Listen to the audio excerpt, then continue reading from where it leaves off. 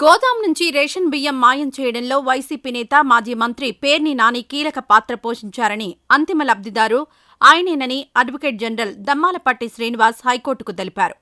బియ్యం విక్రయించడం ద్వారా వచ్చిన సొమ్మును గోడౌన్ మేనేజర్, ఈ కేసులో రెండో నిందితుడైన మానస తేజ బ్యాంకు ఖాతా నుంచి పేర్ని నాని ఖాతాకు డబ్బులు బదిలీ అయ్యాయని వెల్లడించారు.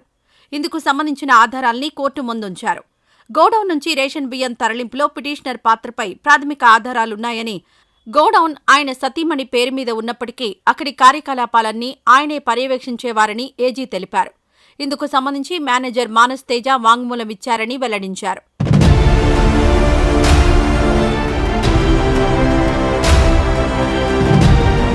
మానసతేజ పిటిషనర్ సతీమణి వద్ద ఉద్యోగం చేస్తున్నారని, జీతం రూపైన ఆయన అకౌంటుకు డబ్బులు వెళ్లాలని, కానీ ఈ కేసులో ఉద్యోగి ఖాతా నుంచి యజమాని కుటుంబ సభ్యుల ఖాతాకు సొమ్ము చేరిందని వివరించారు.